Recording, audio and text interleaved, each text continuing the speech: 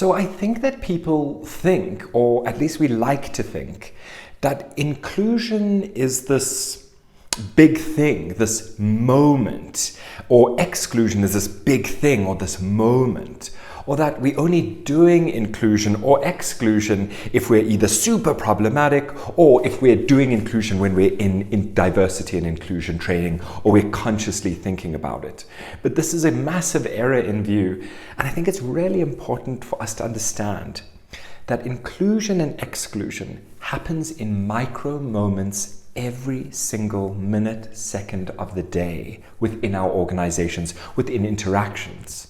So not only within organizations in our everyday life, tiny micro moments of inclusion or exclusion, or rather micro moments that signal inclusion or exclusion every single day. So it's really mindful to understand, or important to be mindful about the fact that inclusion is a way of being, and I know that's like super irritating facilitator language, it's a way of being, but it is, right? It is a full, another facilitated term, embodiment of working on trust and relationships.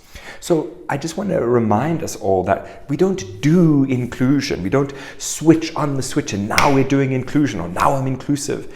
No, inclusion happens at micro moments every single day in interactions with different people, interactions with processes and policies, interaction with leadership, interaction with communication via email, tiny micro moments that signal that people can feel included or feel excluded. And I think with that, we need to realize that even the idea of inclusion interventions is not a once-off thing. We don't do it ad hoc. It is how we do things within our organization. It's how we show up, who we are, how we invest, all of these elements.